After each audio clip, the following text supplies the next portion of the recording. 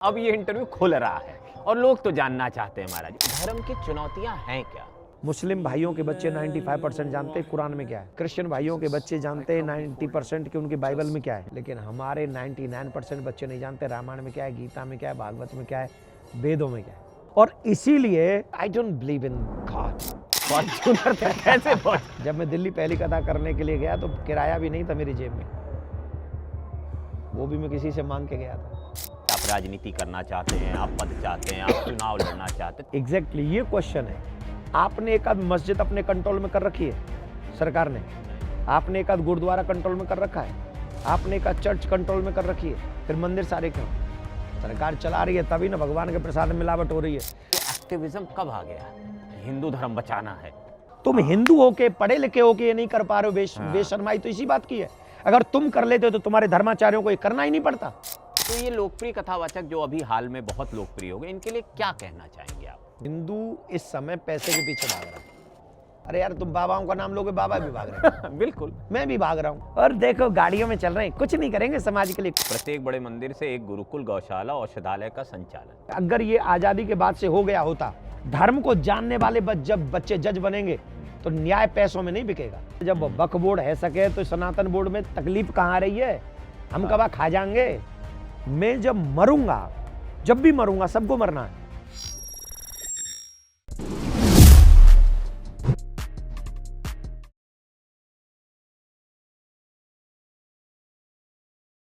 नमस्कार, धर्म कर्तव्य परंपरा और मर्यादा के एक साक्षात्कार सीरीज में आपका स्वागत है। भगवान कृष्ण हमें क्या सिखाते हैं? भगवान कृष्ण के जीवन से क्या सीखना है? हिंदू धर्म के लिए आज इस समय बहुत ही महत्वपूर्ण पल है। देश में राम मंदिर बन चुका है। देश में तमाम और ऐसे बड़े हिंदू धर्म के मुद्दे हैं जिन पर विमर्श बहुत बड़ा हो चुका है।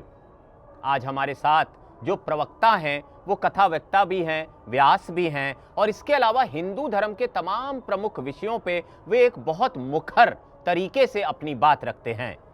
हम स्वागत करते हैं पूज्य देवकी नंदन ठाकुर जी महाराज का इस साक्षात्कार में। महाराज जी, आपका स्वागत है। बहुत बहुत धन्यवाद। राधे राधे भव्य जी, आपको और आपके सभी व्यूअर्स को। महाराज जी, हमारे जो साक्षात्कार होते हैं हम उसमें ये कोशिश करते हैं कि हम व्यक्तित्व को समझने की कोशिश करें, क्योंकि मुद्दों पर तो सभी राय दे रहे हैं, आप भी दे रहे हैं और भी दे रहे हैं। तो मैं एकदम शुरू करूंगा, देवकी नंदन ठाकुर जी महाराज कौन है? एक छोटा सा व्यक्तित्व है, या व्यक्तित्व भी नहीं, कहीं व्यक्ति है, और जिसने ब्रज के एक गांव से, एक ब्राह्मण परिवार में, एक ऐसे गांव में जिस गांव में सड़क नहीं थी, लाइट नहीं थी, 5 किलोमीटर पैदल चल के हम लोग, हमारा परिवार, मेरे माताजी पिताजी, माताजी तो नहीं जाती थी, पिताजी 5 किलोमीटर पैदल चल के जाते थे और वहाँ से एक हफ्ते भर के लिए सब्जी भाजी इत्यादि लेकर आते थे। मैं बहुत छोटे से झोंपड़ी में मैं रहा हूँ, मेरा बचपन वहाँ हुआ निकला है जी। लेकिन मैं ब्रजवासी हूँ। सौभाग्य मेरा ये रहा कि मेरा जन्म ब्रज में हुआ, ठाकुर जी की उन लीला स्थलियों में मेरा जन्म हुआ, और उसी ब्रज की धूल में और लोट पोट करते हुए, खेलते कूदते हुए एक बालक वहाँ से निकला चीरघाट यो हवा से, और वो वृंदावन की तरफ रुक किया, और वृंदावन में जाके भगवान राम कृष्ण के उन चरित्रों को समझा और अभिनय में किया, और उसके बाद में एक कथाकार के रूप में देवकी नंदन आज आपके सामने है। और मुझे लगता है कि हमने ये योजना बनाई नहीं थी, ये स्वयं निर्धारित योजना है जो किसी ने हमको शायद पहले से ही फिक्स कर रखा होगा, और इसलिए मैं यहाँ बैठ गया। तो जब आप कहते हैं पहले से फिक्स कर रखा था, तो परिवार में कभी कथा वाचन की परंपरा नहीं रही? नहीं, मेरे बाबूजी कभी कथा नहीं करते, मेरे दादा कभी कथा नहीं करते, मेरे परदादा कभी कथा नहीं करते, कि कोई इस कर्मकांड की क्रिया से भी नहीं जुड़ा हुआ था। वो एक साधारण परिवार, ब्राह्मण, ब्रजवासी ब्राह्मण, अपना लाओ, कमाओ, खाओ, भजन करो, पूजा करो और जय राम जी की। तो फिर बचपन, क्योंकि 5 वर्ष तक तो नहीं ही याद रहता है, और माँ बाप जो बताते हैं, बचपन कैसा था? भाई बहन थे? 4 भाई 2 बहन जी। उनमें से तीसरे नंबर पे मैं सबसे बड़ी मेरी बहन जी, उनसे छोटे भाई जी, उसके बाद मैं जी। तो संघर्ष था।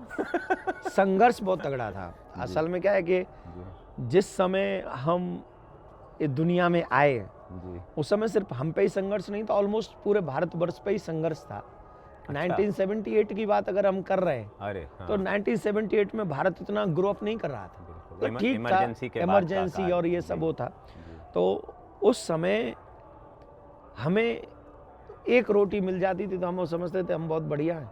कभी कभी माँ हमारी दलिया खवाती थी, छाछ से दलिया खाते थे, गुड़ से दलिया खाते थे, और वही हमारे लिए अमृत था उस समय। हाँ, और परमार्थी शुरू से रहे हम। अच्छा। परमार्थी समझ गए? हाँ, मतलब आधा खाना आधा दे देना। और हम नहीं, एक और चीज में हमने परमार्थ किया जी। बहुत तगड़ा। जी, हमारा एक मित्र रहा, वो मित्र गांव में कोई ऐसा शख्स आ गया जिसका सब लोग मजाक उड़ा रहे थे, अच्छा। तो हम और उसमें भी दोनों साथ में थे। मजाक उड़ाने में। मजाक उड़ा, अब बच्चे थे 4.5-5 साल के रहे होंगे, जी, तो गए मजाक उड़ाने। तो उसके पिता उसको मारने के लिए एक लकड़ी लेके बैठे थे। हमको वो लकड़ी दिख गई, हमको पता चला इसे हमारा मित्र पिटेगा, जी, तो हमारा पुरुषार्थ जगा अंदर से। हम वो लकड़ी लेके भागे हाँ, पीछे से, हाँ, वो हमारे पीछे भागे। अच्छा, खेत जुता हुआ था, खेत जुता हुआ था, हम ज़्यादा देर भाग नहीं सके, बिल्कुल। हम गिर गए। और उनके पिताजी रेस में आ रहे थे दौड़ के, उनका पैर पड़ा हमारी इस जांग पे, अच्छा, और तड़ाक से हड्डी टूट गई। आहा, परमार्थ कर दिया आपने। परमार्थ कर दिया। और फिर उस परमार्थ को हमने 2.5-3 महीने झेला, जेला। पड़े रहे खाट में, चारपाई में। जी, और ये सब हुआ बचपन में। बिल्कुल, और हाँ। ये सब आज उन सब चीज़ों से आज भी किसी का बुरा करने की इच्छा नहीं होती। हाँ, सबसे बड़ी बात है कि शायद ही हमारे माँ बाप के संस्कार हैं, कितना सहने के बाद भी हाँ, उनका कभी बुरा नहीं किया, इच्छा भी नहीं हुई बुरा करने की। तो इन सब चीज़ों को गांव की गलियों में, वो ब्रज की गलियों में जमुना जी में नहाना, फिर गायों को देखना, फिर वो चीर घाट जहाँ ठाकुर जी ने चीर चुराए थे उस कदम का दर्शन करना, ये सब करते हुए ब्रज में हमारा बचपन निकला। तो जब हम ब्रज का बचपन कहते हैं तो हर कोई वहाँ कान्हा है, हर कोई वहाँ पे कृष्ण जी का स्वरूप ही माना जाता है। तो वहाँ के जीवन में कब ये आभास परिवार को हुआ कि ये बच्चा धर्म के प्रति जागरूक है या उसकी रुचि है? 6 साल के थे तो बाबूजी घर छोड़ दिया था हमने। अच्छा। 6 साल के थे तो हम गांव छोड़ के वृंदावन आ गए थे। स्वयं से? स्वयं से नहीं, एक हमारे रिलेटिव थे जो वृंदावन में ऑलरेडी रामकृष्ण की लीला करते थे। बिल्कुल। तो हमारा भी मन हुआ वो गांव छोड़ो, हम भी चल रहे हैं, तो उसमें हम चले गए, ठाकुर जी बन गए। ठाकुर जी बन गए। तभी से लोग ठाकुर जी कहने लगे। जी। कई लोग तो ठाकुर माने क्षत्रिय समझ लेते हैं। हाँ, बिल्कुल। और जी नहीं लगाएंगे तो वो क्षत्रिय हो जाएगा। हाँ, बिल्कुल, और जी साधु संत लगाते, ठाकुर जी माने भगवान श्री कृष्ण का ही स्वरूप। बिल्कुल। तो वहाँ रहे 13-14 साल, उसमें फिर साथ में रहे। तो वो क्या नाटक मंडली थी, क्या था? रासलीला होती है, रासलीला। रामलीला। जैसे अभी आजकल तो स्वरूप बहुत बिगड़ गया है। अच्छा। आजकल जो ये स्वरूप है रामलीला का, जो हम लोग देखते हैं नवरात्रों में, हाँ, कि लड़कियां नाच रही हैं, कि वो हो रहा, ये स्वरूप नहीं है हमारा रासलीला का। रासलीला का। जो देवियों का भी रोल होता है ना, चाहे यशोदा का, सखी का, राधा जी का, देवकी का, किसी का भी, वो पुरुष ही करते हैं। अच्छा। और अगर हम लोग बाहर जाते हैं तो सब पुरुष ही पुरुष जाते हैं, स्त्री कोई साथ में नहीं होगी। अच्छा, अच्छा, मर्यादा है, मर्यादा है। मर्यादा है। हाँ। क्योंकि वो जो मर्यादा हमें भगवान श्री कृष्ण के रूप में देखनी है। हाँ, हाँ, 60 साल के स्वामी 5 साल के बालक के सर पे मुकुट है और उसको साष्टांग दंडवत कर रहे हैं। ब्रज के बड़े बड़े भजनानंदी साधु संत कृष्ण स्वरूप धारण किए, मुकुट धारण किए साधु, जिनको ठाकुर जी का साक्षात्कार है, वो भी साष्टांग दंडवत कर रहे हैं। रूपधारी को नमन करते हैं। हाँ, अच्छा। इसी तो कहते हैं कि भाव बिन सूली पुकारे मुस्तलक आती नहीं, भाव पूर्णित एक स्वर करता मुझे लाचार है, बांध लेते भक्त मुझको अपनी प्रेम की डोर में, इसलिए इस देश में होता मेरा अवतार है। भगवान को भाव के बिना कुछ भी, तुम सोना चांदी कुछ भी दे दो जी, नहीं चाहिए। हाँ। कहाँ खाए 56 बहु दुर्योधन के, और विदुरानी के यहाँ जाके केला के छिलका खा लिए। तो यही भाव है। और उन साधुओं को रामलीला में, रासलीला में भगवान कृष्ण का साक्षात्कार हुआ है। अच्छा। साक्षात्कार हुआ है। आपने एक नाम सुना होगा, हमारे वृंदावन में गोवर्धन में रहते थे बाबा गया प्रसाद जी। जी, बिल्कुल, बिल्कुल। पूरा ब्रज आज भी उनका बहुत आदर करता है। पहले वो हाथरस के पास में थे, लीला हो रही थी, तो एक भक्त, उनके मित्र कहे चलो लीला हो रही है देखा, हमें बोले हम नहीं चल रहे, हम क्या करेंगे चल के लीला वीला ये सब। अरे बोले चलो तो सही, ऐसा बड़ा आनंद आता है। बोले हम नहीं चल रहे।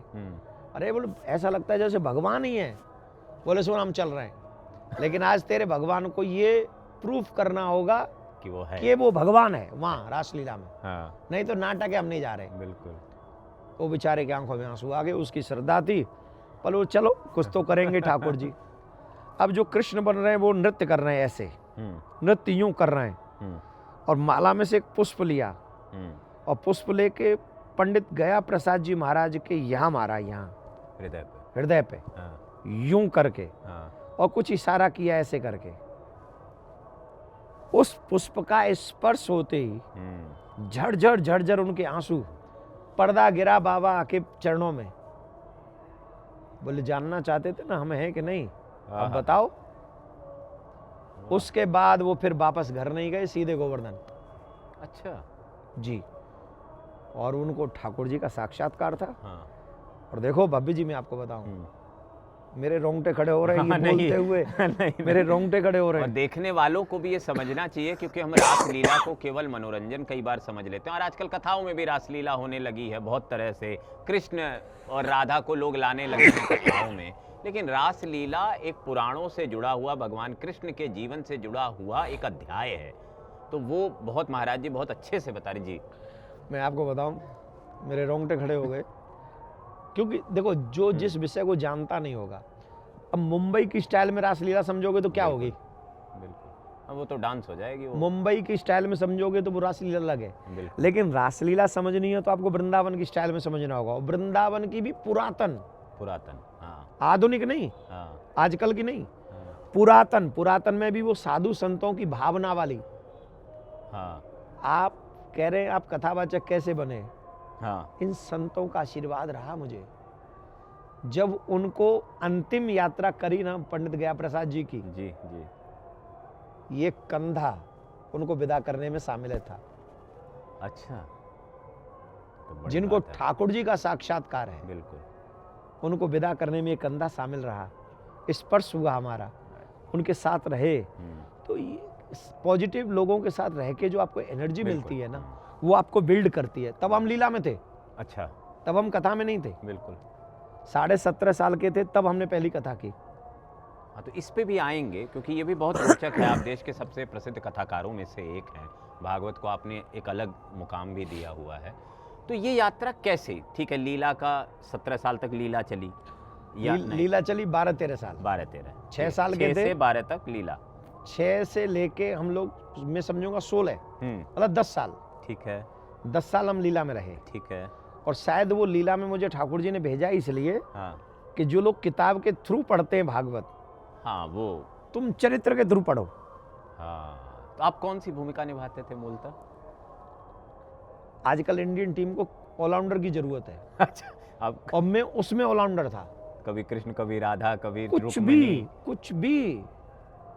भी मतलब जिस दिन राम का रोल अधिक है उस दिन राम बनना है, जिस दिन कृष्ण का रोल अधिक है, जिस दिन लक्ष्मण का रोल अधिक है लक्ष्मण बनना है, जिस दिन सीता की भूमिका महत्वपूर्ण है उस दिन सीता बनना है, जिस दिन भरत का महत्वपूर्ण है, भरत संवाद में, भरत मिलन में, उस दिन हम लक्ष्मण नहीं बनेंगे, उस दिन हम भरत बनेंगे। तो मतलब एक्टिंग सीख ली आपने? एक्टिंग नहीं, हाँ, आप मैं उसको भी- एक्टिंग नहीं, मैं आपको एक दृश्य बताता हूँ जो शायद हाँ, ओ मेरा one of the best feeling थी उस टाइम। मैं मुंबई में भरत बना हुआ था, भरत मुंबई में रामलीला करने हम यहीं से गए थे। अच्छा, यहीं से रामलीला करने ब्रज स्वामी हाँ। रामस्वरूप जी की मंडली में गए थे। अच्छा, तो भरत जी को क्या है, सामने जनता में से राम जी को मिलने आना है, ठीक है, और वो साष्टांग दंडवत करते हुए आ रहे हैं।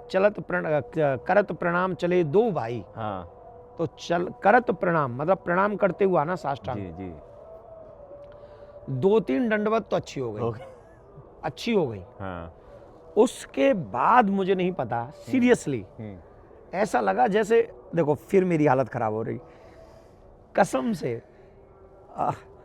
मतलब उसके बाद जो ऐसा लगा कि सीरियसली भरत मुझ में घुस गए, और जो मेरी आंखों से आंसुओं की वो धारा बही है, मैं लाख समझा रहा हूं कि तुम कुछ और हो, पर नहीं कंट्रोल हुआ।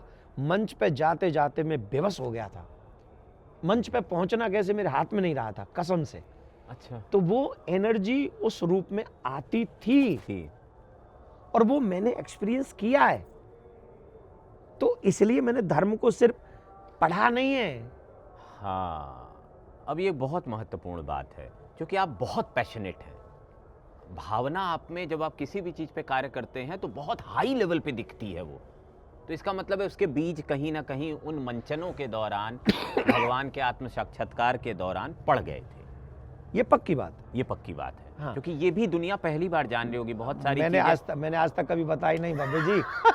मैं ये सब चीज़ें क्योंकि लोगों को लगता है कि हम, पर सीरियसली मैं एक पॉजिटिव पर्सन हूँ। जी हैं, आप हैं। मैं वो नहीं हूँ कि मैं मुंह पे कुछ और बोल दूँ और पीठ पीछे कुछ और बोल दूँ। मेरे को लगता है जो मेरे दिल में है वो, मैं ईश्वर के प्रति बहुत पॉजिटिव हूँ, मैं अपने धर्म के प्रति बहुत पॉजिटिव हूँ। जब मैं भरत वाली ये स्टोरी आपको बता रहा हूँ तो मुझे लगा कि मैं भरत हूँ, मेरा राम मुझे छोड़ के क्यों गया, what is the my fault. आप गेस नहीं कर सकते। वो उस समय क्या यूट्यूब नहीं था, उस समय क्या वीडियोग्राफी उस समय उतनी नहीं थी। अगर वो वीडियोग्राफी आज आप देखते, हाँ। होती तो, अगर आप देखते, आप कहते कि नहीं आज तो ये संभव ही नहीं है। और मैं इसको इससे भी जोड़ूंगा कि अभी कुछ दिन पहले हम मध्य रात्रि में एक संत के यहाँ गए थे, उनको आपका एक भजन याद था, कहे जब आप गा रहे थे ना तो हम रो रहे थे। हाँ, वो बताया। हाँ जी, मतलब मैं संत का नाम नहीं लेते हैं, लेकिन मतलब मैं वही भावना से जोड़ रहा हूँ आपको। तो ये भजन पहले आया या कथा पहले आई? नहीं, वो भजन, वो भावना लीला में थी जी, उसके बाद ना हम कथा में आए। अच्छा। और कथा में फिर वो भजन आया। तो फिर भगवत गीता पढ़ी, सीखी, याद की, कैसे क्रम क्या रहा जीवन में? एक दिन पूज्य गुरुदेव हमारे श्री पुरुषोत्तम शरण जी महाराज, निम्बार्क संप्रदाय से, नाम ने ले लिया मैंने, क्षमा करें। जी जी जी। तो पूज्य गुरुदेव ने वो स्वामी रामस्वरूप जी को भागवत का हाँ, अध्ययन करा रहे थे। राम सुखदास जी को? राम स्वरूप जी, जो रासलीला जो करते। रासलीला करते। अच्छा। तो हमें बड़ा इंटरेस्ट हुआ कि स्वामी जी के गुरु जी हम भी सेवा करेंगे। हाँ, तो हम 2-3 लोग थे जो उनकी सेवा में रहते थे। अच्छा। तो पता नहीं एक दिन अचानक से उन्होंने हमसे कहा कि आप कब तक लीला करोगे? अच्छा, अचानक? कुछ और करो। अच्छा। उस समय आयु रहेगी मेरी 14-15 साल की। 14-15 साल। हाँ बिल्कुल। हाँ। क्या बोलते हैं, अल्हड़। अल्लड़, टीन। हाँ, टीनेज। हाँ, तो मेरे को कहा कुछ और करो। जी। तो आंखों में थोड़े अश्रु आ गए कि शायद हम कुछ करने लायक नहीं है। हाँ, इसीलिए कह रहे हैं। हाँ। फिर अचानक से मैं एक बार उनके घर गया, पैदल। अच्छा। साइकिल भी नहीं थी सर। पैदल गया और पूछा मैं क्या कर सकता हूँ। उन्होंने उस समय गुरु मंत्र दे दिया। अच्छा, निम्बार्की निम्बार्क बना दिया कि आप ये जाप करो। बिल्कुल। करने लगे। अचानक से जीवन में कुछ भूचाल टाइप का आया। व्यक्तिगत, पारिवारिक? पारिवारिक नहीं, व्यक्तिगत ही। कुछ अलग बंधन होते हैं जीवन के, उनमें से एक बंधन आया जी। और फिर हमने राष्ट्र बिहारी सरकार को कहा, अच्छा, कि अब हम जा रहे हैं, और अब हम जा रहे हैं तो ऐसी कृपा करना वापस न लौटें, ये जिम्मेदारी तुम्हारी है। हमारे ब्रज में एक कहावत है, मंडली का छोरा और तांगे का घोड़ा किसी काम का नहीं है। अच्छा। हाँ जी, ये कहावत थी। और पदवी ठाकुर जी, और वैसे ठाकुर जी। तो हमने ये कहा कि ठाकुर जी अब ऐसी कृपा करना वापस न लौटे, अब तुम्हारी मर्जी है। और मैं फिर नाथ द्वारे गया, नाथ द्वारे जाके खूब रोया ठाकुर जी के आगे कि अब नहीं रहना मुझे, अब नहीं रहना इसमें। मैं उन पलों को याद करता हूँ, फिर भावुक हो जाता हूँ। अचानक से मन में प्रेरणा हुई, भागवत पढ़ो। अचानक से। श्रीनाथ जी में हुई, नाथ द्वारा में? नाथ द्वारे में रो के आया। हाँ। वृंदावन में बैठा हूँ। हाँ। अचानक से ये प्रेरणा हुई कि तुम भागवत पढ़ो। और फिर हम एक भागवत की पोथी ले आए। हाँ। मंडली छोड़ दी। हाँ। अब जाना तो है ही नहीं, करें क्या, घर में बैठे बैठे। हाँ। किराए पे रहते थे? किराए पे भी रहा हूँ। हाँ, मतलब कहाँ? देखिए क्या है, अब ये इंटरव्यू खुल रहा है और लोग तो जानना चाहते हैं महाराज। मैं इतना, देखिए मैं गुरु की मर्यादा समझता हूँ, धर्म की भी मर्यादा समझता हूँ, उतना ही खोलूंगा जितना लोग जानना चाहें। मैं किराए के मकान पे भी रहा हूँ। हाँ, चूंकि आप गांव में परिवार रहता था, आप वृंदावन आ गए थे। मैं किराए के मकान में, कमरे में रहा हूँ, मकान में कहा, कमरे में, एक कमरे में, जी। और मुझे रोटी बनाना नहीं आता था, मुझे चाय बनानी नहीं आती थी।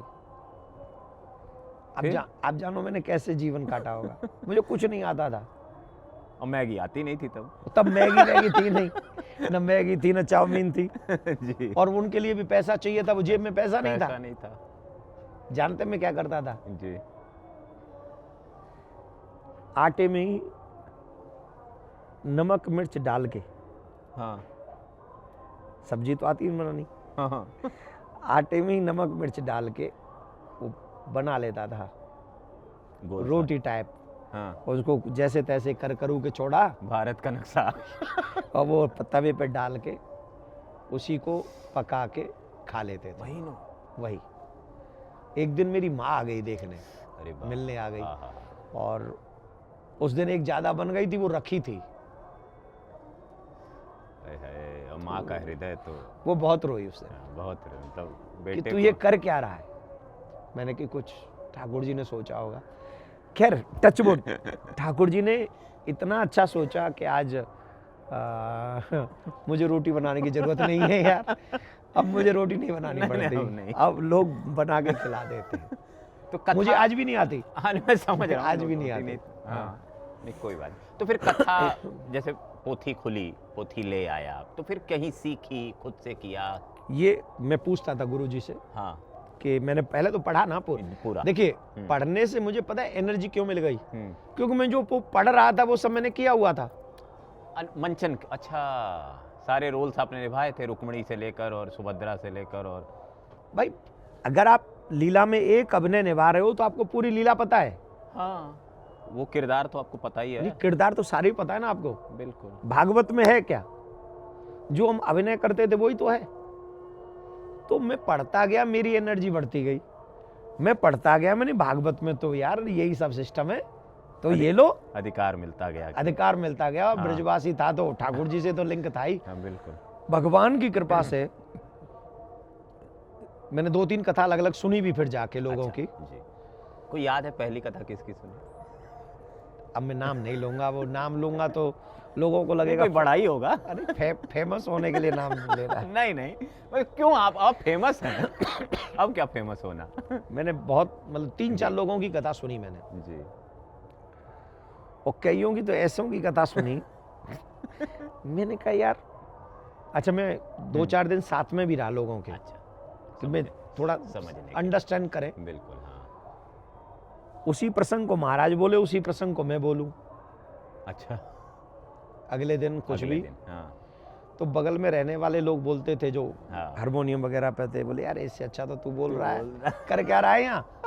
मैंने कि चुप रहो, अगर तुमने बोल दिया तो भगा ये देगा। तो खैर साथ में रहा, उन लोगों की बड़ी कृपा रही, अनुग्रह रहा कि ये सब हुआ। और उसके बाद जब पहली कथा मैंने की कहाँ की?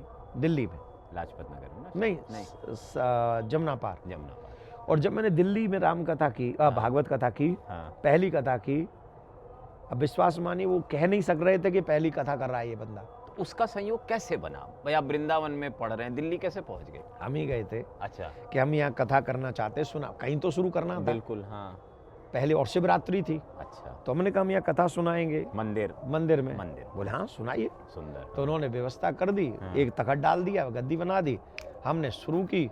और ऐसी कृपा रही किशोरी जी की, मैंने उनसे ये कहा था मेरा हाथ पकड़ लो सीनाथ द्वारे में, मुझे इस जगह वापस मत भेजना, ये आपकी ड्यूटी है। भाभी जी, मैं सच में आपके साथ भावनात्मक ये इंटरव्यू है, आंखें बंद हो रही, मैं समझ रहा हूँ ये कि आप भावनात्मक है। मेरे ठाकुर जी ने मुझे वापस नहीं जाने दिया वहां। 28 साल हो गई कथा करते हुए, 26 तारीख को शिवरात्रि, 28 कंप्लीट हो जाएंगी। सच में बड़ी कृपा है, वापस नहीं जाने दिया ठाकुर जी ने मुझे, बड़ी कृपा है। नहीं, और उस जगह पे लेके चला गया हाँ, कि जहां से 4 लोग मुझे प्यार करते हैं आज। नफरत भी करते होंगे 2-4, 40 लाख लोग प्यार करते, और आपको देखते हैं एक उदाहरण की तरह। ब्रज आपको एक उदाहरण की तरह देखता है, बाहर के लोग प्रेरणा की तरह देखते हैं। दोनों ही अंतर है, क्योंकि ब्रज को आप भी समझते हैं, ब्रज में बहुत विभूतियां हुई, बहुत विभूतियां हैं, अभी भी है। तो वहाँ समानांतर ज्ञान टकराता है कि भाई ये इतने ज्ञानी है वो ऐसा। सब श्रेष्ठ है हमसे। हाँ, हाँ। और हम लोग तो कितने विद्वान आज भी कथा कर रहे हैं जिनके हम बच्चे ही हैं, बिल्कुल, आज हाँ, भी हम बच्चे ही हैं, बिल्कुल, हाँ। तो उनसे हम लोग सीखते रहते हैं, ये तो अच्छा ही है। तो फिर कथा के क्षेत्र में आने के बाद क्या चुनौतियां रही? क्योंकि आज कथा को जब हम देखते हैं तो बिल्कुल बदल गई है कथा, हाँ, वो ये आपको ही पता है। ये कथा उस समय नहीं थी। हाँ, वो क्या थी और आपकी क्या चुनौती? देखिए, मेरे सामने चुनौती ये थी कि मैंने कभी कथाएं नहीं की थी। उसके बाद भी मुझे 3 घंटे 3.5 घंटे सुबह बोलना है और 3 साढ़े 3 4 घंटे शाम को बोलना दूसरे है। टाइम में 2 टाइम होती थी कथा उस हाँ समय। बिल्कुल, हाँ और वो बोलना भी है, हाँ, मैनेजमेंट भी करना है, खुद खुद से ही देखना है। और आगे खैर मेरे लिए एक उपलब्धता ये रही कि जहाँ लोगों ने एक बार सुना वहाँ मुझे दोबारा बुलाया गया। अच्छा, ये हाँ, ये एक रही। सहूलियत रहा शुरू से ही, हाँ, और एक वरदान रहा। जितना बड़ा स्थान बनाया गया कथा के लिए वो फुल रहा। वो आज भी भरी वो जाता टच है, वुड, ठाकुर जी की लाख लाख कृपा भर है जाता है। कि जितनी बड़ी जगह आपने बनाई है कथा की वो फुल रहेगी। हम्म, ये वरदान है या क्या है, किशोर जी कृपा है। हाँ, बिल्कुल, हाँ, एक एक्सीडेंट हुआ हमारे साथ में। हाँ। एक शायद कथा दूसरे तीसरी कथा थी हमारी। हाँ, हाँ, एटा नाम सुना आपने? जी बिल्कुल, हाँ, एटा के पास ही है जैथरा। अच्छा, उस जैथरा में एक यज्ञ हो रहा था हाँ, और हमें कथावाचक के रूप में बुलाया गया। ठीक है। हम पे तो कुछ था नहीं, बस से जैसे तैसे तो गए। बस से जाते थे आप? जब मैं दिल्ली पहली कथा करने के लिए गया तो किराया भी नहीं था मेरी जेब में, वो भी मैं किसी से मांग के गया था। कहा था मैं वापस लौट के आऊँगा, दे दूंगा, और दे दिए। हाँ, थोड़ी दक्षिणा तो मिली होगी, 500-1000 जो भी। हाँ, मिल गए थे उस समय भी 2-3 हज़ार रुपये मिल गए थे। जी, फिर उसमें से आके उनको हमने वापस भी किए, बड़े खुश हुए। शगुन बहुत अच्छा हुआ था उस दिन जब हम पहली बार कथा करने जा रहे थे। हाँ, मैं बस पकड़ने के लिए चौराहे पे खड़ा था वृंदावन में। हाँ, वृंदावन में एक चौराहे का नाम है अरे लो इतना चौड़ा भूल गया मैं उसका नाम, विद्यापीठ चौराहा, अच्छा, हरिन कुंज के पास विद्यापीठ चौराहा। मैं वहाँ बस पकड़ने के लिए जा रहा था तो एक बहुत ही प्रसिद्ध स्वामी जी के भाई का देहांत हुआ अच्छा, और उनकी सब यात्रा मेरे आगे से निकली। ओ, मैं पहली कथा करने जा रहा हूँ और वो सब यात्रा मेरे से आगे होके निकल रही है। उसने मुझे बड़ा बूस्टर दे दिया एक तरीके से, क्योंकि मैंने सुन रखा था कि अगर किसी काम के लिए जाओ हाँ, और सामने से अगर ऐसे निकले हाँ, तो समझना तुम सफल होगे। तो ऐसी मान्यता है? मान्यता है, अच्छा, हाँ, सबका सामने आना, शव का, हाँ, बहुत शुभ माना गया, अच्छा, बहुत शुभ माना गया। मुक्ति के कारण जो भी भाव हो, वो तो यार अब बोलने वाले क्या बोलेंगे? वो तो वैसे तो अजीब माना जाता है। नहीं नहीं, अजीब वैसे माना जाता हाँ। है, लेकिन बोलने वाले क्या बोलेंगे? जाने वाले लोग राम नाम, राम नाम सत्य है। राम नाम सत्य है, राम नाम सत्य है। हाँ। और जा कौन रहा? अपनी यात्रा पूरी करके जा रहा है। जा किसके पास जा रहा है? ईश्वर के पास जा रहा है। और अच्छा। ईश्वर के पास जाने वाले का दर्शन आपको उस समय हो गया जब आप किसी कार्य के लिए जा रहे हो। वाह, और जीता जागता उदाहरण आप मुझे देख लो। आप जब मैं लाइफ की पहली कथा करने जा रहा था जी। तो मेरे सामने ये अर्थी निकली, वाह, विद्यापति चौराहे पे, विद्यापीठ चौराहे पीठ पे। चौराहे। अब तब से लेके बस में बैठ रहा था, किराया मांग के गया था, हाँ। और आज ये देखो कितनी चौड़ी कुर्सी में डाल दिया। और भाभी जी पर इंटरव्यू, आप भी सरल हैं। नहीं नहीं, नहीं, सरल। मैं 2007 से आपको महाराज जी देखता हूँ। बड़ा प्रेम दिया है अपने जीवन में नहीं, मुझे। आपके साथ स्नेह है मेरा। हाँ, नहीं तो ये क्रम रहा। हम्म। तो जैतरा जा रहा था मैं, जी, कथा करने जाना था मुझे, और मैं वहां जब पहुंचा तो पता चला कि ऑलरेडी कथा चालू है, कोई और कर रहा है। अरे अब तो इतना भी पैसा नहीं है कि वापस आ जाए। अरे बाप रे, ये दूसरी तीसरी कथा थी। अब इतना पैसा नहीं है कि वापस आ जाए, किराया नहीं है जेब में। तो जैथरा वालों महाराज जी की कथा कराओ। अरे नहीं। मैंने रात भर सड़क पे, जैतरा समझ गए, एटा, अरे समझ गया, और आप पकड़ हो जाए। 97-98 का जैतरा एटा सुन समझो, बहुत कठिन। 97-98 का एटा पकड़ो आप तो क्या हाल होगा वहाँ। शाम को गोली मार देते थे लोग वहाँ। वो सारी रात मैंने सड़क पे, एक वो चाय की ब्रंच होती थी ना, हाँ हाँ हाँ, लकड़ी के, हाँ। लकड़ी की, उस ब्रंच पे मैंने रात भर काटी है। गुस्सा नहीं आ रही थी? कर क्या सकते हैं? हाँ, क्योंकि ऑप्शन नहीं कर क्या भाई वो तो जो आज ये देख रहे हैं कि हम ऐसे चल रहे हैं, हम ये कर रहे हैं, हाँ, उनको आज ये पता चलेगा कि हम इस रास्ते से भी गुजरे हैं। और ये सारा साक्षात्कार केवल इसलिए है कि वो आपको समझें, आपकी यात्रा समझे, संघर्ष समझे, क्योंकि आपका आज समझाना बहुत आसान है कि आप इन मुद्दों पे बोलते हैं, आप ये करते हैं, आप कथा करते हैं, जी।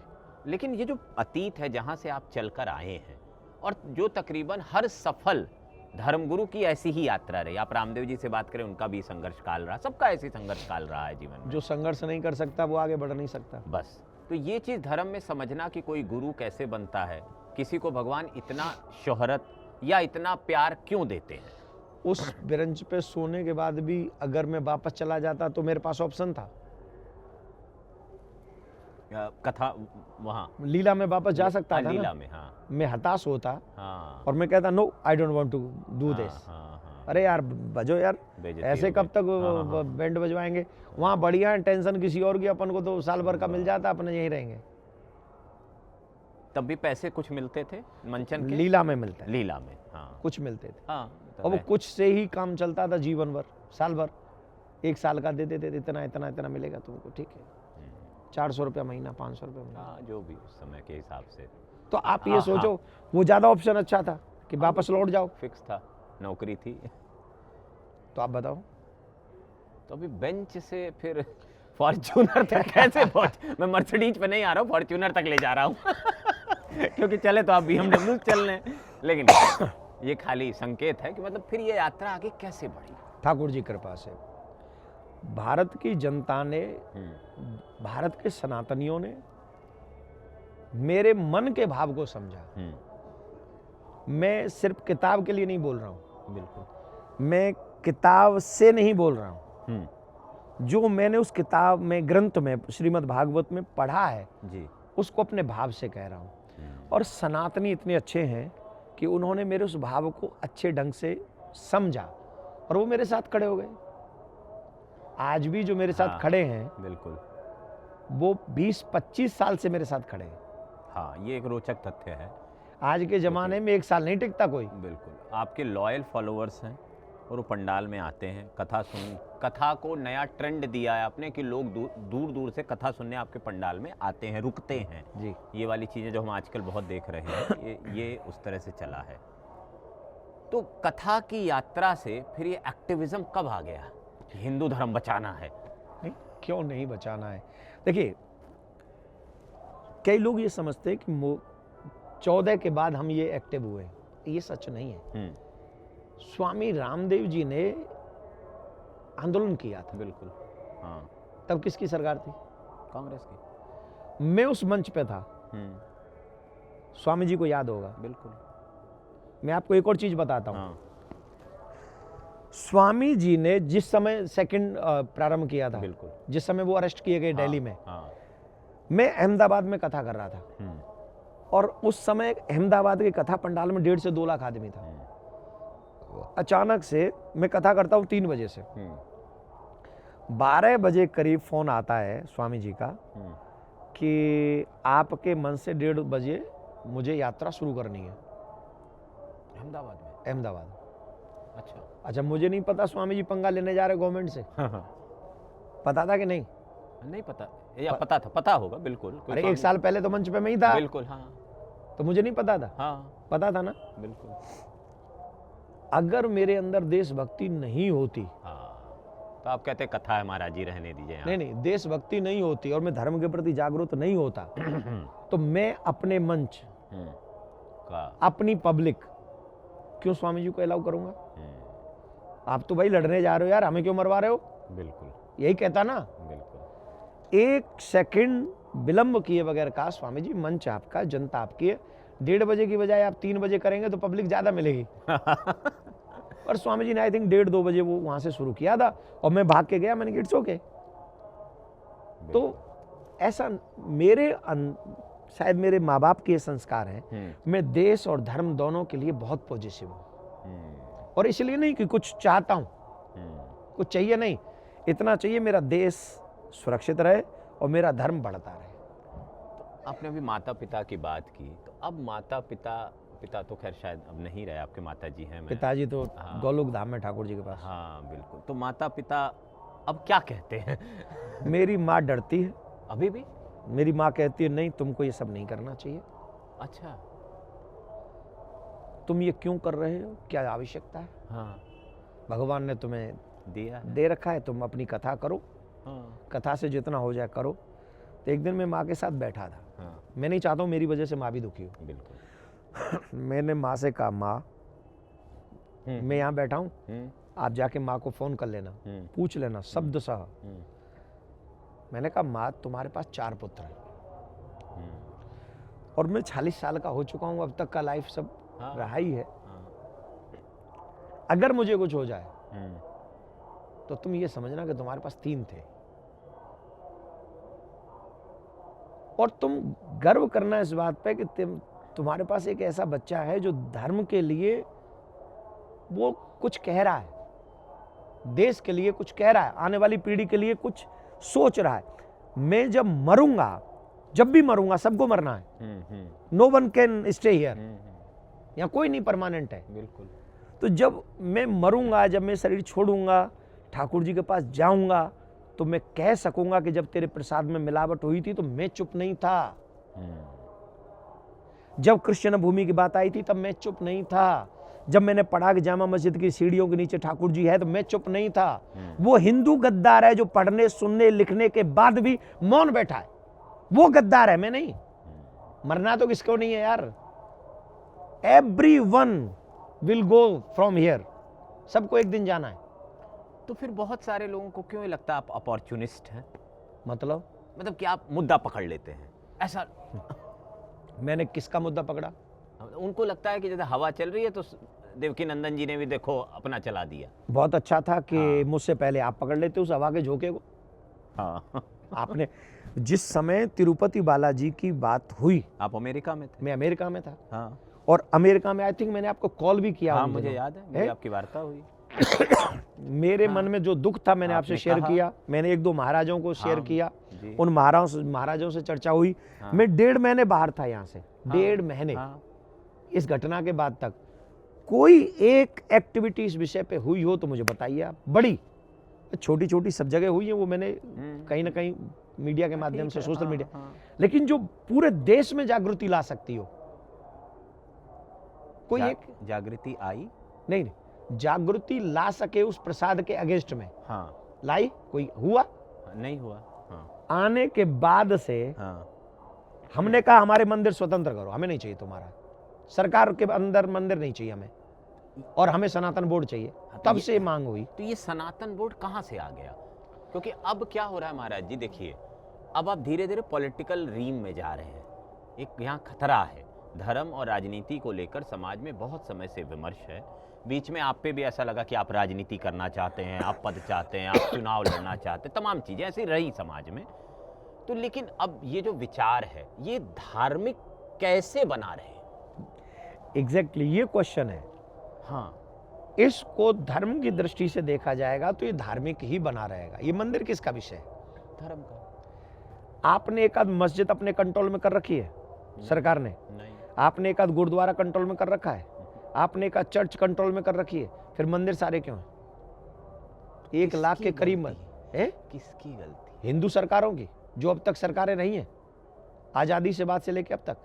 नहीं, मेरा तो मानना है संतों की एक जिम्मेदारी होती है समाज में, और ये मंदिर संतों के पास ही रहे हैं सालों तक। रामानुज संप्रदाय, रामानंदी संप्रदाय, तमाम लोगों के मंदिर रहे हैं बहुत सारे। तो कहीं तो इन्होंने समझौता किया, किसी ने तो किया। हमने नहीं, ऐसा किसी ने नहीं किया।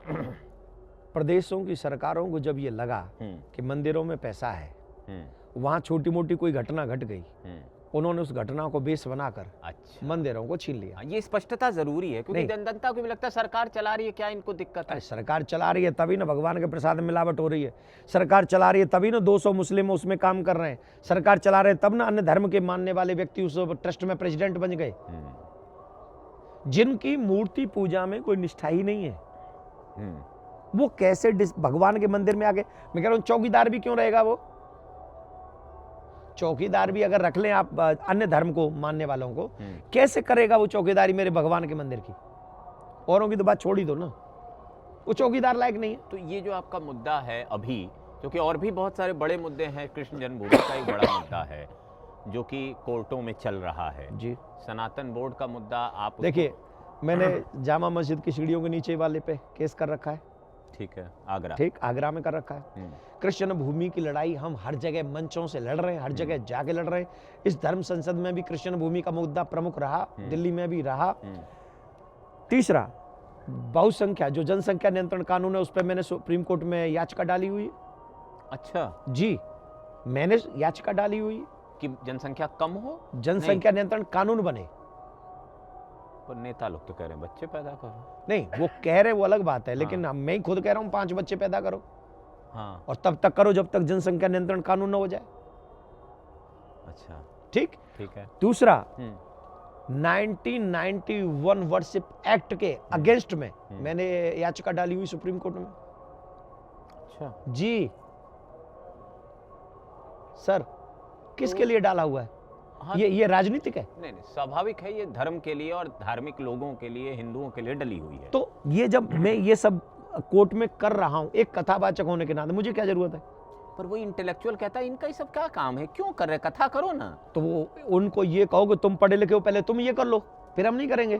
तुम हिंदू हो के, पढ़े लिखे हो के ये नहीं कर पा रहे हो, बेशर्माई तो इसी बात की है। अगर तुम कर लेते हो तो तुम्हारे धर्माचार्यों को ये करना ही नहीं पड़ता।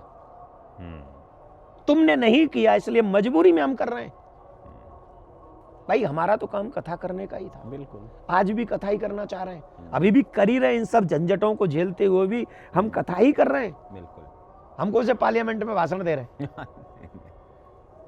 हाँ। तो लेकिन समाज की सोच महाराज जी आप भी जानते हैं हाँ। कि वो बड़ी अजीब है। करो तो ठीक, नहीं करो तो मतलब। अभी देखो, जब नहीं कोई बात करते, देखो ये महाराज मलाई खा रहे हैं। हाँ, ये देखो कैसे गद्दी पे मोटे हो गए। हाँ। और देखो गाड़ियों में चल रहे हैं, कुछ नहीं करेंगे समाज के लिए, कुछ नहीं करें। और जब करेंगे तो उसकी टांग खींचेंगे। अरे इनको क्या जरूरत है, अरे इनको ये नहीं बोलना चाहिए, अरे यार तुम बोलो, बताओगे हम क्या बोलेंगे? हाँ। हम जो बोलेंगे वो धर्म के हित में बोलेंगे। तुम्हारे लिए वो शायद कभी अच्छा भी हो सकता है और कभी बुरा भी हो सकता है, क्योंकि तुम्हारे स्वार्थ के अनुसार तुम्हारे शब्द तुम चुनोगे। लेकिन मैं किसी स्वार्थ के बस शब्द नहीं बोलूंगा, मैं वही बोलूंगा जिससे धर्म सुरक्षित हो और धर्म आगे बढ़े। मेरी जिम्मेदारी उतनी है। तो अब हम इससे इस सवाल पे आते हैं कि धर्म है क्या? धर्म, हाँ। धर्म एको ही सनातन, हाँ। एक सनातन धर्म है। हाँ। और वो धर्म मेरे ठाकुर जी ने इस पृथ्वी पे तब से भेजा हुआ है जब से ये पृथ्वी है। और वो सनातन धर्म जो धार्यति थी धर्म, जो धारण करने योग्य है। अच्छा, धारण करने योग्य क्या है? मानवता में, अब मानव में मानवता न हो तो मानव किस काम का? पशु है फिर तो। पशु है ना। हाँ। वही मानवता सिखाता हमारा धर्म। अब देखो, पुत्र का धर्म अलग है, हाँ। पत्नी का धर्म अलग है, हाँ। पति का धर्म अलग है, बहन का धर्म अलग है, भाई का धर्म अलग है। लेकिन जब मानव धर्म की बात करेंगे तो क्या होगा? बोले सत्य बोलो, सत्य बोलो, चोरी मत करो, करुणा करो, प्रेम करो, दया करो, जीवों पे हिंसा मत करो, जीवों की। ये मानव धर्म है। अब इस मानव धर्म में बताइए किसका अनहित है? ये सनातन सिखा रहा है। हाँ। ये सनातन सिखा रहा है कि तुम नहीं सिखा रहे हैं, और धर्म नहीं सिखा रहे हैं। आप पहले तो औरों को आप धर्म नहीं कह सकते। अच्छा, धर्म की आबादी 1.5 अरब है। मैं यूं कह रहा हूं, 1.5 अरब आबादी वाले ये धर्म, मैं ये वो तो धर्म ही कहते हैं। नहीं, वो धर्म कह नहीं सकते। मैंने एक टीवी चैनल पे उनसे कहलवाया है। हाँ। उन्हीं के धर्म गुरुओं से कहलवाया है कि वो धर्म नहीं है। नहीं, उनसे मैंने पूछा है हाँ। कि ये स्वतः प्रकट है कि किसी व्यक्ति के द्वारा संचालित है? उसने कहा व्यक्ति के द्वारा संचालित है। हाँ। तो फिर मैंने कहा ये पंथ हुआ, धर्म हुआ ही नहीं। हाँ, क्योंकि संप्रदाय पंथ बनाता है। तो तुम व्यक्ति के द्वारा संचालित हो रहे हो और हम ईश्वर के द्वारा स्वतः ही प्रकट है। हम तो सूर्य सनातन है, पृथ्वी सनातन है, आकाश सनातन है, समुद्र सनातन है, पवन सनातन है, वृक्षावली सनातन, ये इनमें जीव हैं। ये जो वृक्ष लगे हैं इनको शाम को नहीं तोड़ना। ये गांव की अनपढ़ भी जानती है, लेकिन शहर के पढ़े लिखे नहीं जानते। तो गांव की अनपढ़ जानती है, सनातन है। तो सनातन जो तीनों कालों में रहता है। और धर्म जो हमें मानवता के साथ जीना सिखाता है। तो अब ये जो धर्म है, इसके सामने क्या चुनौतियां हैं? इसके आगे चुनौती है और धार्मिक चुनौती पूछूंगा, राजनीतिक नहीं। क्योंकि देखिए, सबसे बड़ा दिक्कत क्या महाराज जी, आप ब्रज से आते हैं और ब्रज में ही बहुत टांग खिंचाई है। नहीं, मुझसे तो सब प्यार करते हैं, मैं सबको आदर करता हूँ, और मुझसे तो इतना प्यार करते हैं कि उनको लगता है मेरा बच्चा है, सभी को, और उनका बड़ा आदर है, उनके कारण तो मैं हूँ। अगर वो मेरी टांग खिंचाई करते तो मैं शायद रह भी नहीं पाता उस जगह पे। मतलब अभी बहुत सारे बाहर के लोग आ गए हैं ब्रज में। जय राम जी की। तो जब भी आ भी गए हैं तो उनका भी स्वागत है। हम क्या कह रहे थे, क्या तो क्वेश्चन? मतलब धर्म की चुनौतियां हैं क्या? थोड़ी बहुत नहीं है। जो मेरे विचार से अगर देखोगे तो आज का युवा नशा कर रहा है, मांस भक्षण कर रहा है, बिल्कुल। और ये जो गंदा दृश्य, वो पिक्चर, वो सीरियल्स और वो जो चीजें चल रही हैं, हाँ, वो उस व्यक्ति के माइंड को ना एकदम खतरनाक मोड़ पे ले जा रही हैं। और वो जब भोजन अशुद्ध होगा तो विचार अशुद्ध स्वाभाविक हो जाएगा। बिल्कुल। और विचार अशुद्ध हुआ तो कर्म अशुद्ध हो जाएगा। कर्म अशुद्ध होगा, वो माँ बाप की इज्जत नहीं करेगा। आज देखो, जिन घरों में लहसुन प्याज नहीं आता था, आज उनके घरों में बिना पिए पैक लगाए भोजन नहीं करते। तो ये जो संकट है कि हमारे बच्चे धर्म को जानते नहीं। मैं हमेशा आजकल एक इंटरव्यू में एक बात जरूर बोलता हूँ, मुस्लिम भाइयों के बच्चे 95% जानते हैं कुरान में क्या है, क्रिश्चियन भाइयों के बच्चे जानते हैं 90% कि उनकी बाइबल में क्या है, लेकिन हमारे 99% बच्चे नहीं जानते रामायण में क्या है, गीता में क्या है, भागवत में क्या है, वेदों में क्या है। और इसीलिए अपनी बेइज्जती न करवाने के लिए वो कहते I don't believe in God. एक सेंटेंस बोलते हैं अंग्रेजी में, I don't believe in God. क्यों? बोले मैं पढ़ा लिखा आदमी हूं, मैं भगवान पे विश्वास। तेरे मार खींच गाल है यार, भगवान पे विश्वास नहीं करता है तो सूरज के ताप क्यों ले रहा है? फिर पृथ्वी पे क्यों टिका हुआ है? कोई नया ही भूमंडल बना ले अपने लिए। हम इस समस्या को देखिए, बहुत अच्छे से आपने ये रखा, ये समस्या है। अब ये समस्या अपसंस्कृति के कारण आई हो, क्योंकि ग्लोबलाइजेशन हुआ, बहुत सारी चीज़ें आयातित हुई देश में, पिज़्ज़ा भी आया, पेपे जीन्स भी आया, चप्पल भी आजकल आप लोग भी प्यूमा का जैसे मोजा पहने, भाई विदेशी ही है, तो ये सब आया, ठीक है। तो ये अपसंस्कृति के कारण हुआ या हिंदू आलसी होने के कारण हुआ? मुझे ऐसा लगता है कि हिंदू इस समय पैसे के पीछे भाग रहा है। सब नहीं भाग रहे हैं ऑलमोस्ट। हाँ। अरे यार, तुम बाबाओं का नाम लोगे, बाबा भी भाग रहे हैं। बिल्कुल, मैं भी भाग रहा हूँ। हाँ, सबको भागना पड़ रहा है। अच्छा, औरों का नहीं पता, मैं तो भाग रहा हूँ। भाई धंधा तो नहीं, धंधा नहीं कह सकते, लेकिन हाँ, पर बिना धन के धर्म भी कहाँ होगा? हाँ, ये जो ट्यूबलाइट लग रही है, धर्म अर्थ काम मोक्ष, नहीं, हाँ, अर्थ धर्म काम मोक्ष, पहले अर्थ है। अर्थ क्यों? अर्थ होगा तो धर्म करोगे, लेकिन अर्थ का मतलब है धर्म जी। अर्थ किसके लिए हो? धर्म के लिए। धर्म के लिए। लेकिन हो क्या रहा है? अर्थ, काम, मोक्ष और धर्म दोनों गायब है। आज के हिंदू में ये प्रॉब्लम है। तो जब रामायण पढ़ेगा तो उसे पता होगा कि what is the good and what is the bad. तो तब वो डरेगा ना, तब वो राम बनेगा, रामायण तो पढ़ेगा। आप इतने लोकप्रिय हैं, करोड़ों लोग सुन रहे हैं, फिर वो मैसेज वहां तक जा क्यों नहीं रहा है? जो सुन रहा है वो पढ़ रहा है। अभी यहाँ जितने बच्चे बैठे हैं पंडाल में, हाँ, आज से 10 साल पहले किसी को आपने प्रचार करते हुए देखा था तिलक का? नहीं। आज जाके वृंदावन में देखो कितने बच्चे तिलक लगा के घूम रहे हैं। शर्माते थे लोग तिलक लगाने में। नहीं, आप देखिए ना, आप तुलसी और तिलक और कलावा, हाँ, आप वृंदावन जाइए, गोवर्धन जाइए, अयोध्या जाइए, आपको यूथ के माथे पे दिखेगा। पिछले 15 साल से लगातार प्रचार कर रहे हैं इसी बात का, माथे पे तिलक लगाओ, गले में कंठी, हाथ में कलावा, सर पे शिखा रखो और भगवान का नाम जपो, फिर जो भी करना करो। और टच वुड, 100 करोड़ की आबादी है, 100-125 करोड़ की आबादी में से अगर हम 10-20 लाखों के माथे पे भी तिलक वापस ले आए तो ये हमारी विजय है। ये हमारी विजय है इन 28 सालों की। तो वो काम ये कर पाए हैं हम, ये टोटल नेगेटिव नहीं है। हाँ। हम पॉजिटिव में हैं। अब जो आए ही नहीं है हमारी कथा में, हमने कहा उनके घर में जाके डांट देवा कि माथे पे तिलक। वो एक कठिन काम है, क्योंकि अंग्रेजी संस्कृति और तमाम चीजें लेकिन धीरे धीरे ये मूव हो रहा है। हमको ऐसा लग रहा है वो समय आएगा और हम फिर से, हमने सनातन बोर्ड की मांग ऐसे नहीं की है। क्यों कर रहे हैं हम? हाँ, ये रहा जी। इसमें हमने क्या कहा कि वैदिक परंपराओं के अनुसार मंदिरों में का प्रबंधन होना चाहिए, और दूसरा बड़े बड़े मंदिरों से गुरुकुलम, इस शब्द पे ध्यान दीजिएगा, प्रत्येक बड़े मंदिर से एक गुरुकुल, गौशाला, औषधालय का संचालन। हाँ जी, अब इस बात पे ध्यान दीजिए, अगर ये आजादी के बाद से हो गया होता, हाँ, तो गुरुकुल जिंदा रह जाते। आप बताइए ईमानदारी से, हाँ, सरकार को अलग से पैसा नहीं देना पड़ता, नहीं देना पड़ता। सिर्फ मंदिर का पैसा इस पॉइंट पे खर्च कर दिया जाता। हाँ। किसको, किस हिंदू को लग रहा है कि ये काम गलत बोला देवकीनंदन? नहीं, उसे बुरा नहीं लग रहा है, उसे व्यवहारिकता पे लग रहा है कि ये हो सकता है या नहीं हो सकता है। अरे क्योंकि क्यों निर्णय नहीं हो सकता भैया? निर्णय सरकारों को करना अरे है। मैं जो कह रहा हूं भैया, जब वक्फ बोर्ड है सके तो सनातन बोर्ड में तकलीफ कहाँ आ रही है? हम हाँ। कब खा जाएंगे? अरे यार, ये नहीं कर सकते हम लोग कि एक गुरुकुलम उस लेवल का बना दें, जी। उस लेवल पे ले जाएं जहां मेरे बच्चों को कॉन्वेंट स्कूल की जरूरत ना पड़े। बच्चा गीता और कंप्यूटर दोनों साथ पढ़े, संस्कृत पढ़े हुए बच्चे इंजीनियर बने, संस्कृत पढ़े हुए बच्चे आईएएस आईपीएस बने, संस्कृत पढ़े हुए बच्चे जज बने। धर्म को जानने वाले जब बच्चे जज बनेंगे तो न्याय पैसों में नहीं बिकेगा। बिल्कुल। धर्म को जानने वाले बच्चे जब नेता बनेंगे तो देश के साथ मतलब अच्छा ही करेंगे। और क्या क्या बोलूं मैं भाई साहब, धर्म को जानने वाला मनुष्य अगर कुछ करेगा, कुछ भी बनेगा, वो आप बनेगा, मैं बनूंगा, कथावाचक बनेगा या पत्रकार बनेगा, कैमरामैन बनेगा, वो अपने काम के साथ न्याय करेगा।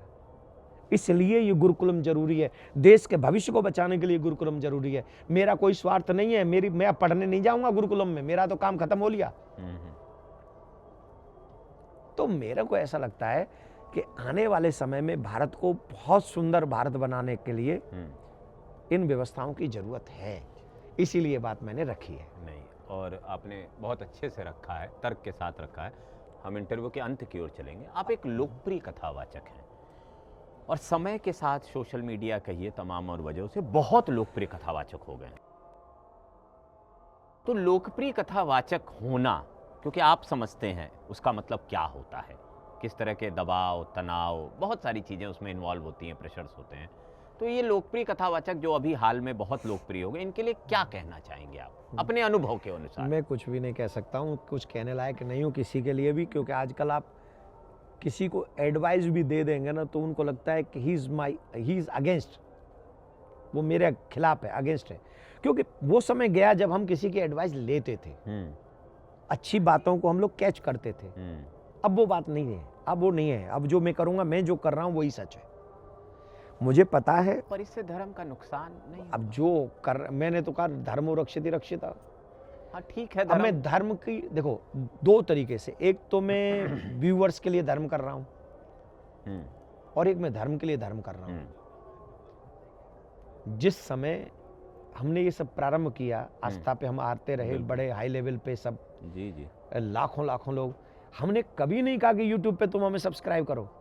हाँ बिल्कुल, हमने अब कहना पड़ रहा है, अब कहना पड़ रहा है, क्योंकि हमने कभी इन चीजों पे ध्यान नहीं दिया, ना देते। अगर उस समय से हम इन चीजों पे ध्यान दे लेते तो आज मेरे पास कम से कम 25-30 करोड़ लोग होते मेरे यूट्यूब पे।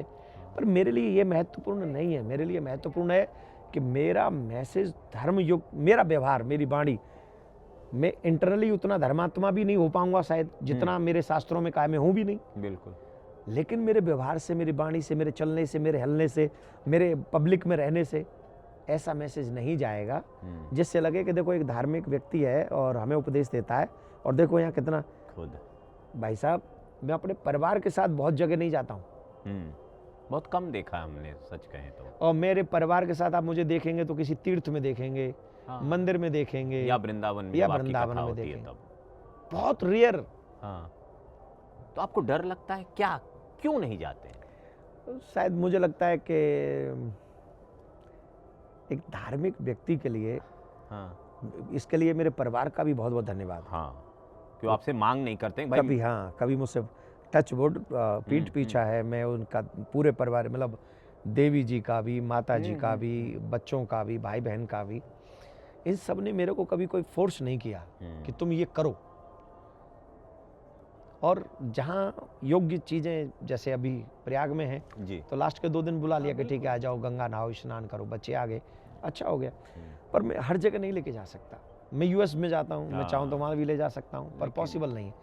तो ये कुछ चीज़ें, आप अपना धर्म अपने तरीके से इस तरह निभा रहे हैं कि मेरी मर्यादा है, मैं गुरु हूँ, हाँ नहीं, मैं उसी तरीके से समाज के आगे प्रस्तुत भी होता हूँ। हाँ हाँ अब मेरे मन में चाहे कितना भी हो, मेरा बच्चा मेरे पास रहे, वो उसको तो- दबा दो, हाँ, रहे घर में रहे, मेरे मन हम्म। में क्या है उसको मैं दबा दूंगा, बस ये वो चीज़ें हैं। तो हम इस मोड़ पर इस साक्षात्कार को रोकते हैं। बहुत सारे और प्रश्न हैं जीवन में जो महाराज जी के जीवन से जुड़े हुए हैं, समाज से जुड़े हुए हैं, उसके लिए कभी और वक्त लेंगे। आज कोशिश इतनी थी कि महाराज जी की प्रेरणा, उनके संकल्प, उनके विचार, उनकी यात्रा को समझा जाए और ये समझा जाए कि जिस पैशनेटली, जिस पॉजिटिवनेस के साथ वो चीज़ें करते हैं, वो क्यों करते हैं। तो मुझे उम्मीद है कि आप सब लोग को ये साक्षात्कार पसंद आया होगा। आपके मन में कोई सवाल हो तो ज़रूर पूछिएगा। कोशिश करूंगा महाराज जी से अगले साक्षात्कार में कुछ वक्त में जब करेंगे तो उन सवालों को लूं। आपने हमें समय दिया, बहुत बहुत आपका धन्यवाद। सब्सक्राइब करना हो तो कर लीजिएगा। मैं आपसे नहीं कहूँगा। मैं कह देता हूँ, आप सब सब्सक्राइब कीजिएगा। मैं इनको बहुत पहले से जानता हूँ, धर्म के लिए बहुत पॉजिटिव हैं, कार्य करते हैं, संतों के लिए भाग दौड़ बहुत करते हैं, और मैं कह रहा हूँ इनके लिए कि आप सब सब्सक्राइब अवश्य करें। राधे राधे।